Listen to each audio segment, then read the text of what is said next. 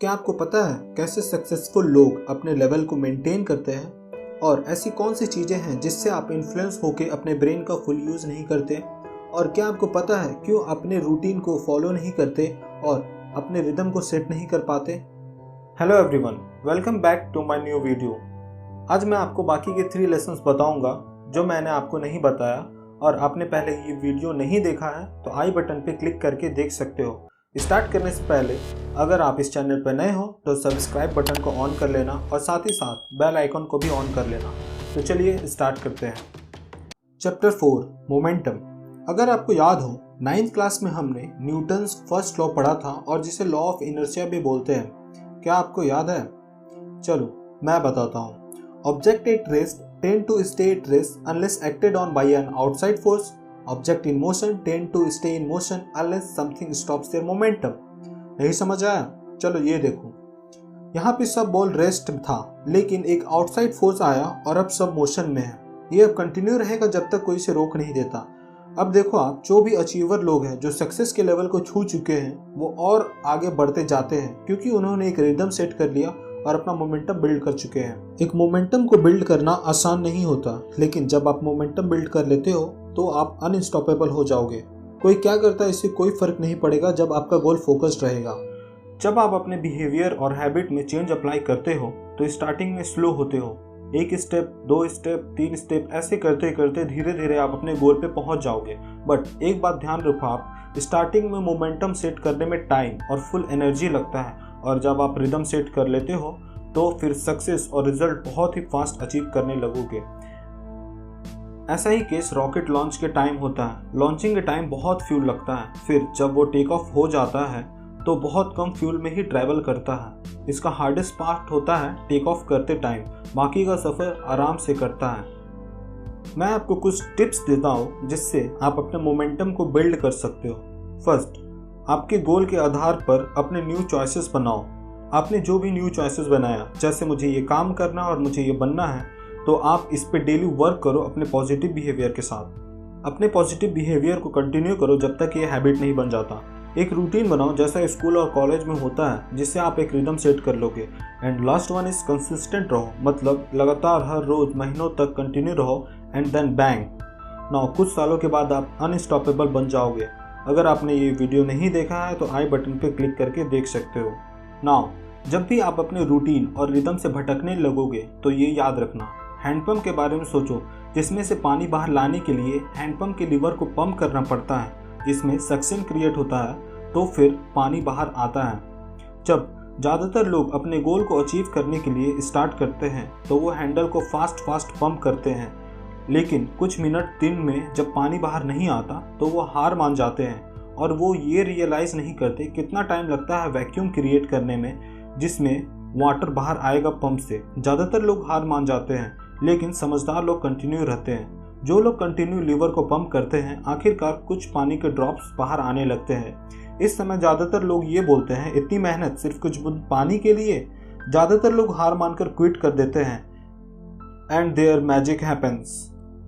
अब आपको उतना टाइम नहीं लगेगा वाटर निकालने में अगर आप कंटिन्यू रहते हो। You have your success. और एट लास्ट ये आपके लिए इजी हो गया। जब ज़्यादातर लोग हार मान जाते हैं और आप कंटिन्यू रहते हो तो रिजल्ट आपको पक्का मिलता है। So always remember, consistency is the key of achieving and maintaining momentum. Chapter 5 influence. Hopefully अब आप समझ गए होंगे कितना इंपॉर्टेंट होता है चॉइसेस करना। सिर्फ आप ही रिस्पॉन्सिबल हो अपने हर एक चॉइसेस के लिए जो आप खुद करते हो और उस पर एक्शन लेते हो। नाउ आपने अपना गोल सेट कर लिया और पॉजिटिव हैबिट भी डेवलप कर चुके हो, तो आपके पॉजिटिव हैबिट को स्ट्रेंथ देने के लिए आपको ये समझना होगा कि इन्फ्लुएंस का क्या रोल है, मतलब जिससे आप प्रभावित होंगे और जो आपको सपोर्ट करेगा आपके सक्सेस की ओर। हर एक इंसान अफेक्ट होता है 3 तरह के इन्फ्लुएंस से। First one is input, second association and third one is environment. First, input. मान लो आपको अपने बॉडी को फिट रखना है तो आपको ये मालूम होता है कि हेल्दी फूड खाना है, ना कि जंक फूड, और आप चाहते हो कि आपका ब्रेन हाई लेवल पे काम करे, तो आपको ये बहुत ही केयरफुल होना पड़ेगा कि कौन कौन सी चीज़ें हैं जो आप अपने दिमाग को दे रहे हो। जो भी चीज़ आप सुनते हो और देखते हो आप वही अपने ब्रेन को देते हो। आपका ब्रेन एक खाली ग्लास की तरह है, आप जो भी इसमें डालते हो वो उसे होल्ड करके रखता है। जैसे अभी हर तरफ सुशांत का न्यूज़ फैला हुआ है और आपको भी इस बारे में पता ही होगा। आप आज देख रहे हो, कल भी देखोगे कि क्या हुआ। हर जगह न्यूज़ में, मोबाइल में सिर्फ यही बात है, सुशांत, कोरोना, सभी जगह यही न्यूज़ फैला है और आप सुनते भी होंगे। और फिर आपका ब्रेन इन्हीं सब चीज़ों से भरता जा रहा है, मतलब कि आपका ग्लास डर्टी होते जा रहा है। अब आप इसे रोक कैसे सकते हो? आपको मालूम तो होगा ही, ग्लास में गंदा पानी होता है तो उसे फेंक कर साफ पानी भरते हैं, मतलब क्लीन वाटर। उसी तरह से आप अपने ब्रेन में भी अच्छी चीज़ें डाल सकते हैं। अब क्लीन वाटर क्या है? जैसे पॉजिटिव इंस्पिरेशन, आइडियाज, स्टोरीज जिससे आपको इंस्पिरेशन मिलता हो, आइडियाज़ ढूंढो जिससे आप सक्सेस एंड ग्रो करो। यही सब चीज़ें हैं जो आपको अपने दिमाग में रखनी चाहिए, जिससे आप अपने गोल को अचीव कर सकोगे। और बाकी का ये सब बकवास देखोगे तो फ्यूचर में इसका कोई रोल नहीं है। सो दैट इज़ वाई ये इंपॉर्टेंट है कि आप अपने दिमाग को क्या दे रहे हैं। समझ लो ये आपका बेबी है, आप इसे अच्छी चीज़ें दिखाकर सक्सेसफुल बना सकते हो और बुरी चीज़ें दिखाकर अनसक्सेसफुल। ये सिर्फ आपके ऊपर है। तो सुबह उठने के बाद 30 मिनट्स सेल्फ डेवलपमेंट बुक पढ़ो और सोने से पहले 30 मिनट, जिससे आपके अंदर पॉजिटिव एटीट्यूड्स आने लगेंगे।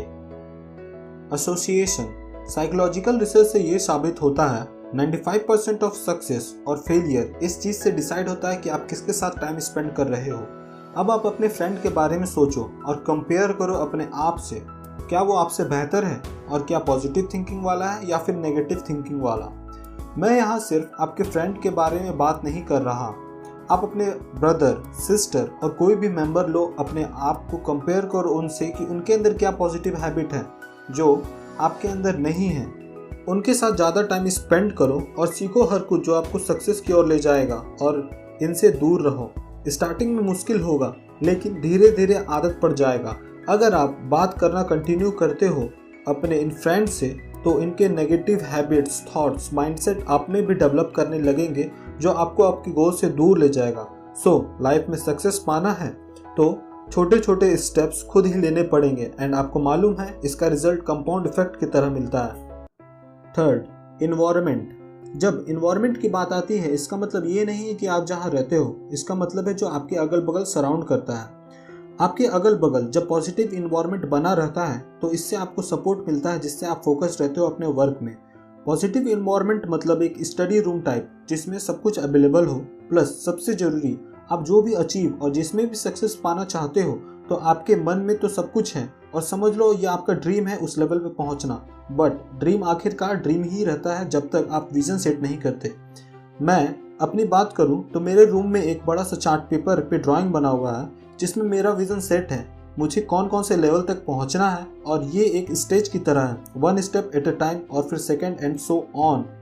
जब आपके सामने एक विजन सेट रहता है तो ये हमेशा आपको याद दिलाता रहेगा कि आपको किस लेवल पे जाना है और आपको कितनी मेहनत करनी है उसके लिए। Chapter 6, acceleration. इस टॉपिक पे मैं आपको बताऊंगा कंपाउंड इफेक्ट कैसे हेल्प करता है आपको new and greater level of success पे पहुंचने में।